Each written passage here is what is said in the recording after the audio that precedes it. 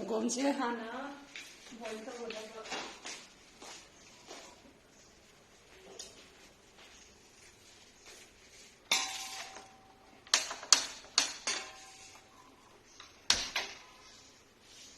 boil ꯇꯧꯔ ꯃꯇꯨꯡꯗ ꯚꯦꯅꯤꯒꯔ ꯀꯩꯅꯣ ꯇꯧꯔꯒ ꯚꯦꯅꯤꯒꯔ ꯍꯥꯞꯆꯤꯜꯂꯒ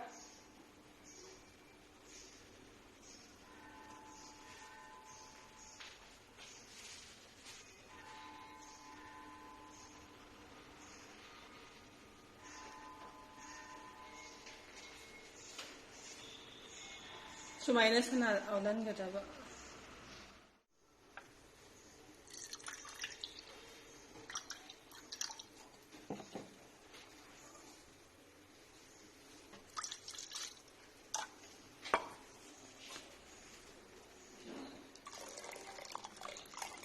ꯚꯦꯅꯤꯒꯔ ꯍꯩꯖꯤꯜꯂꯦ ꯍꯧꯖꯤꯛ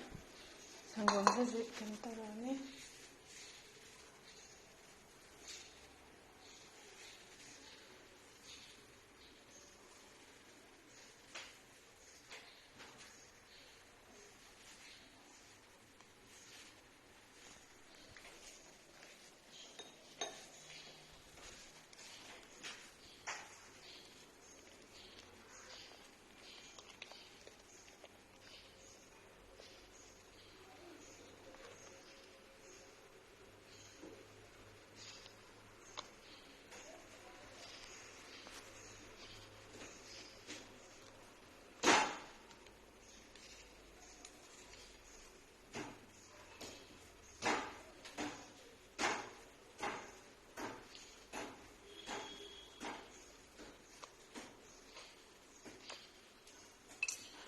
ꯈꯤꯇꯪ ꯍꯩꯖꯤꯟꯒꯦ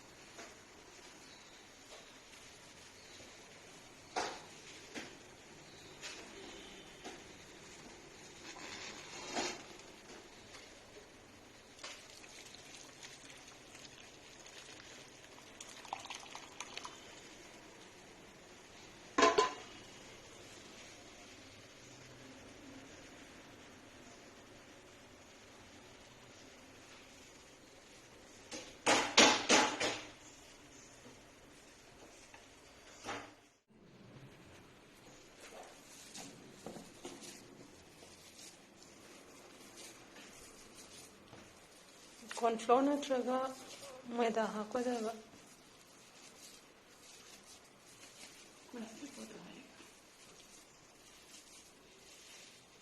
ꯆꯥꯃꯁ 6-ꯃꯨꯛ 7-ꯃꯨꯛ ꯍꯥꯞꯄꯗꯤ ꯌꯥꯔꯦ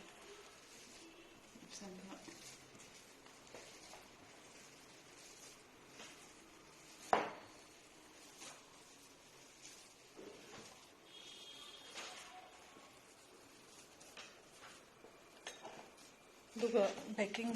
ꯁꯣꯗꯥꯁꯦ ꯈꯤꯇꯪ ꯌꯥꯝꯅ ꯅꯠꯇꯕꯀꯣ ꯀꯩꯒꯤꯅꯣ ꯍꯥꯏꯕꯗ ꯍꯣꯔꯦꯟ ꯔꯁꯃꯂꯥꯏ ꯁꯦꯝꯒꯦꯔꯥ ꯅꯠꯇ꯭ꯔꯒꯅ ꯒꯨꯂꯥꯒꯨꯝꯕ ꯆꯝꯆꯝꯒꯨꯝꯕꯒꯤ ꯀꯩꯅꯣꯗꯣ ꯈꯤꯇꯪ ꯀꯥꯝꯈꯠꯂꯛꯅꯕ ꯍꯥꯏꯇꯥꯔꯦ ꯆꯥꯃꯁ ꯑꯃꯈꯛꯇꯪ ꯃꯤꯅꯤꯠ 10-ꯃꯨꯛ ꯁꯨꯃꯥꯏꯅ ꯁꯪꯒꯣꯝꯗꯨꯒ ꯃꯣꯏꯗꯥꯗꯨꯒ ꯕꯦꯀꯤꯡꯗꯨꯒ ꯁꯨꯃꯥꯏꯅ ꯑꯗꯨꯝ ꯇꯣꯠꯀꯗꯕ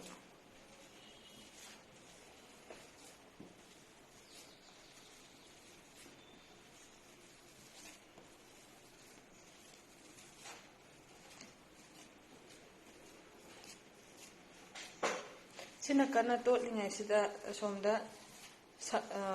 ꯁꯨꯒꯔ ꯁꯤꯔꯞ ꯁꯦꯝꯁꯤꯀꯣ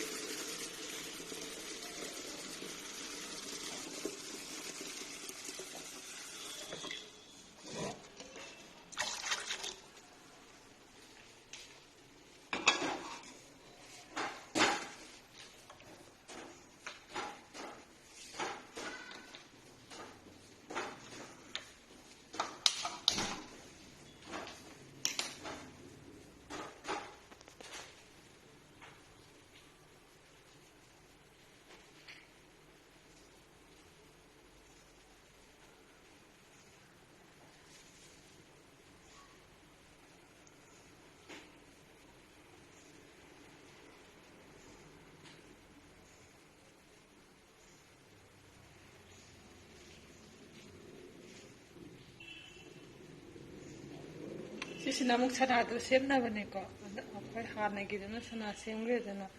ꯁꯤꯅ ꯑꯃꯨꯛ ꯁꯪꯒꯣꯝꯗꯣ ꯀꯩꯅꯣ ꯇꯧꯍꯟꯗꯣꯏꯕ ꯚꯦꯅꯤꯒꯔ ꯍꯥꯞꯆꯤꯜꯂꯒ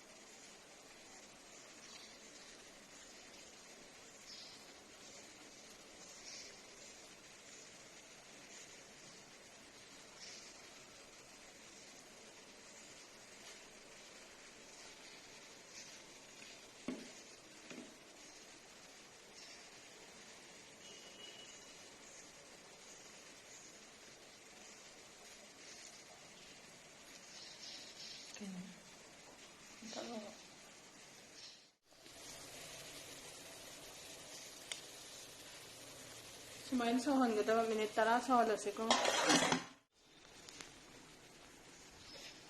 10 minutes boil ꯇꯧꯍꯜꯂꯦ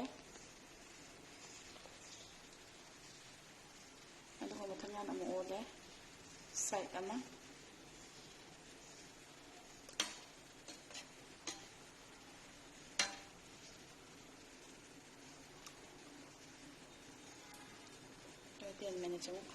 ꯑꯕꯩ ꯗꯣꯗꯣ ꯂꯣꯏꯁꯜꯂꯛꯑꯦꯀꯣ ꯁꯤ ꯄꯦꯠ ꯂꯧꯍꯟꯒꯗꯕ ꯑꯗꯨꯒ ꯃꯥꯒꯤ ꯑꯦꯃꯥꯎꯟꯠꯇꯣ ꯈꯇꯪ ꯂꯧꯒꯗꯕ ꯀꯩꯒꯤꯅꯣ ꯍꯥꯏꯕꯗ ꯄꯦꯔꯥꯁꯦ ꯑꯃꯗ ꯂꯨꯄꯥ 50ꯅꯦꯕ ꯁꯪꯒꯣꯝ ꯉꯥꯛꯇꯅꯦꯕ ꯇꯧꯔꯤꯁꯦ ꯃꯤꯛꯁ ꯀꯩꯝꯇ ꯇꯧꯗꯦꯕ ꯇꯧꯔꯒ ꯈꯇꯪ ꯅꯝꯊꯔꯒ ꯁꯨꯃꯥꯏꯅꯀꯣ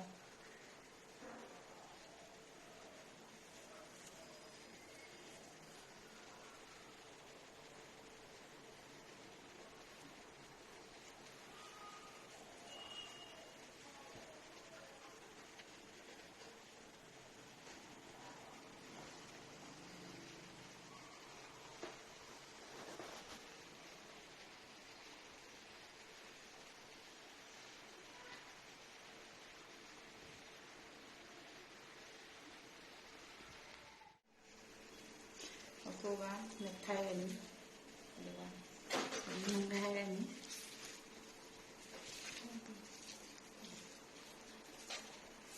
ꯃꯈꯨꯠ ꯅꯥꯕꯩꯅꯤꯀꯣ ꯈꯨꯗꯨꯝ ꯇꯥꯁꯜꯂꯤꯁꯦ ꯅ ꯋꯥꯏ ꯌꯥꯝꯅꯁꯦ ꯀꯩꯒꯤꯅꯣ ꯍꯥꯏꯕ ꯅꯝꯗꯕꯁꯨ ꯌꯥꯎꯄꯣꯟꯇꯦꯕ ꯇꯛꯈꯥꯏꯕꯗꯣ ꯌꯥꯔꯒꯁꯨ ꯁꯨꯃꯥꯏꯅ ꯇꯧꯕꯤꯒꯗꯕ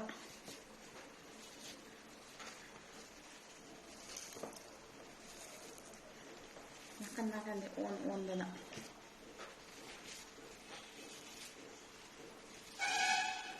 ꯌꯥꯔꯦ ꯑꯩꯈꯣꯏ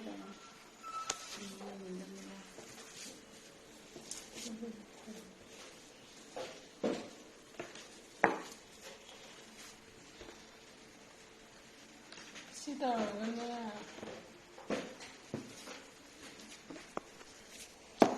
ꯁꯥꯗꯣꯔꯤ ꯄꯦꯔꯥ ꯁꯥꯒꯗꯕ ꯁꯤꯅ ꯕꯦꯔꯥ ꯁꯥꯅꯕꯅꯤꯀꯣ ꯉꯁꯥꯏꯒꯤꯗꯨꯅ ꯔꯁꯃꯂꯥꯏꯒꯤ ꯁꯤꯅ ꯕꯦꯔꯥꯒꯤ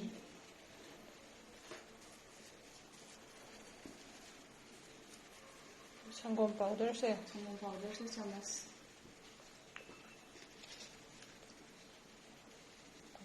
ꯆꯥꯃꯁ 5 ꯍꯥꯞꯄꯅꯤꯀꯣ ꯁꯪꯒꯣꯝ ꯄꯥꯎꯗꯔꯁꯦ ꯌꯥꯝ ꯍꯥꯞꯍꯟꯒꯦ ꯍꯥꯏꯔꯒꯅ ꯌꯥꯝ ꯍꯥꯞꯀꯗꯕ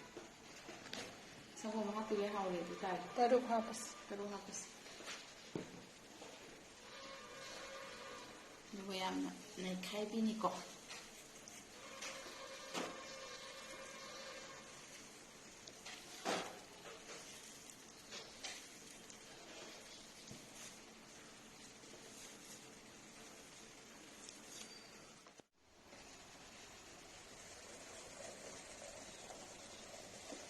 sugar free ꯅꯤꯀꯣ ꯁꯤꯅ sugar free 1 2 3 4 5 ꯌꯥꯔꯦ ꯁꯤꯅ ꯀꯩꯅꯣꯒꯤꯅꯤ ꯆꯝꯆꯝ ꯃꯅꯨꯡꯗꯁꯤꯅ ꯃꯂꯥꯏ ꯁ꯭ꯇꯐꯤꯡꯅꯤꯀꯣ ꯑꯗꯨꯒ ꯁꯤꯅ ꯄꯦꯔꯥ ꯔꯁꯃꯂꯥꯏ रसगुल्ला रसमलाई रसतुनिको सिना रसमलाई महीदो हप्चलनीꯉꯁꯥꯏꯒꯤ 10 minutes ꯃꯈꯅ ꯍꯥꯎꯔꯒ ꯁꯧꯍꯟꯕꯗꯣ ꯍꯥꯞꯆꯟꯒꯅꯤ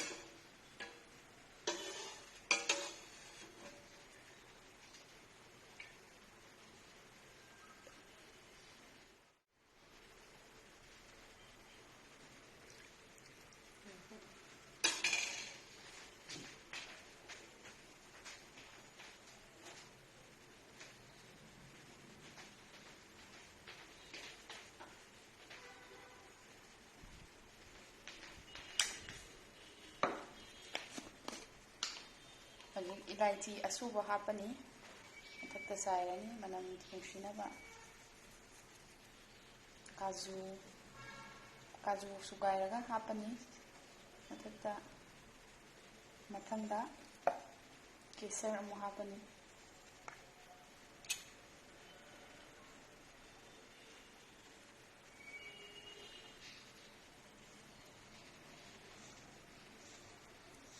ꯑꯗꯨꯒ ꯐ꯭ꯔꯤꯖꯇ ꯊꯝꯖꯤꯟꯕꯁꯨ ꯌꯥꯏ ꯑꯗꯨꯒ ꯂꯣꯏꯔꯦ